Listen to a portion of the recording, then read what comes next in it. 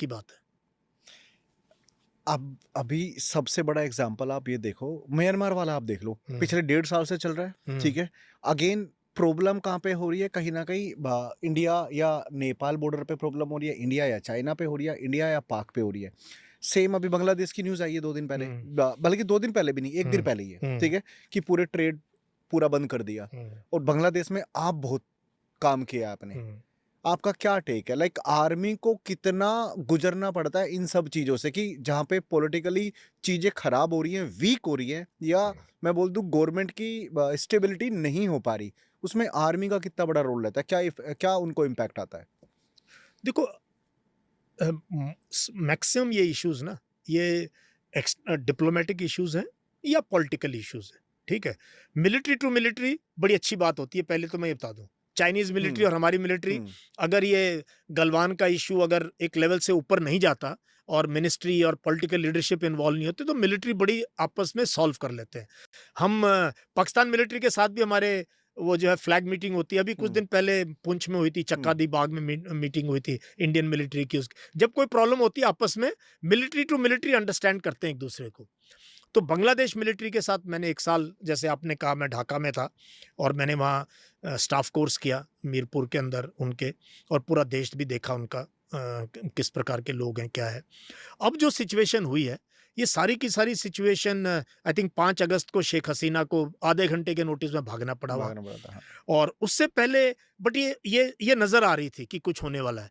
पिछला इलेक्शन, हुँ, उससे पिछला इलेक्शन, हुँ, और जिस तरीके से स्टूडेंट प्रोटेस्ट चल रहे थे उनकी यूनिवर्सिटीज़ में, और जैसे उनकी पुलिस ने और मिलिट्री ने टारगेट करना शुरू किया, तो कहीं न कहीं शेख हसीना को मैं कहूँगा कि वो रियलिटी से दूर हट गई थी। इतनी साल पावर मिलती रही, अपोज़िशन ख़त्म कर दिया उन्होंने। तो डेमोक्रेसी के अंदर अगर आपका स्ट्रॉन्ग अपोज़िशन नहीं है, तो बर्बादी की निशानी है ये। You need strong opposition. And हमारी क्या गलती रही भारत की, कि हमने we put all our eggs in one basket. हम सारा का सारा अवामी लीग के साथ, हम शेख हसीना को सपोर्ट करते रहे, वो हमारे साथ। तो आम लोगों में धारणाएँ लगी कि शेख हसीना जो है, इंडिया की वजह से जो अपनी कुर्सी पे बैठी हुई है, और थोड़ा-सा नेगेटिव हमारा इम्पैक्ट वहाँ होना शुरू हुआ। जब वो भागी वहाँ से, तब सडनली सिचुएशन हमें खुद वी वर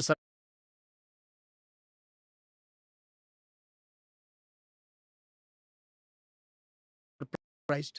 हम सरप्राइज्ड हो गए, वी वर शॉक्ड। हमें आइडिया ही नहीं था, हुँ, हमें कोई आइडिया नहीं था हमें कि ऐसा होने वाला है।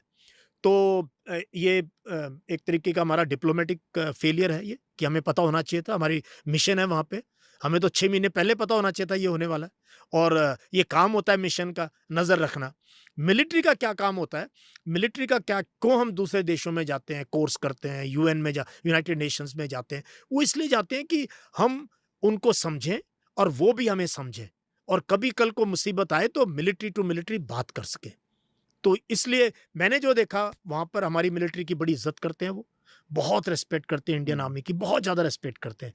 क्योंकि 71 वॉर में हमारा बड़ा ज़बरदस्त रोल रहा है, इंडियन आर्मी का। आपको पता ही, इंदिरा गांधी का, शेख अपना सैम मानेकशॉ का, जगजीत सिंह अरोरा, जनरल जैकब का, कैसे सरेंडर हुआ, सारा का सारा हमें पता है कैसे सब हुआ वहाँ पे। तो वहाँ इंडियन मिलिट्री को बहुत इज़्ज़त से देखा जाता है। बट इंडियन पॉलिटिकल लैंडस्केप को कैसे देखा जाता है, उसमें देखो वहां पर भी एक, जैसे हमारे यहाँ है हुँ, राइट विंग है हुँ, और सेंटर है, हुँ। वहां पर भी एक राइट विंग है जो मौलवीज हैं, रजाकार्स हैं। राइट विंग है जो चाहते हैं एंटी इंडिया प्रोपागेंडा फैलाते हैं, तो वो वहां पर भी है। तो वो, that we really can't help. तो ये अब रिलेशनशिप, बट अब शायद सुधर जाए, क्योंकि प्राइम मिनिस्टर मिले हैं मोहम्मद यूनुस को। हुँ, हुँ, अभी ये ब्रिक्स की समिट हुई थी उसमें, और हमारे फॉरेन सेक्रेटरी मिल के आए हैं वहाँ पे। और ट्रेड का जो अभी चल रहा है, ये थोड़ा अच्छी बात नहीं है, क्योंकि इंडिया, बांग्लादेश के हम सबसे बड़े ट्रेडिंग पार्टनर हैं। हम हज़ारों करोड़ की बिज़नेस करते हैं बांग्लादेश के साथ। हम बहुत सामान एक्सपोर्ट करते हैं बांग्लादेश में, बहुत ज़्यादा। अगर वो हमारा सामान नहीं हुँ। लेंगे तो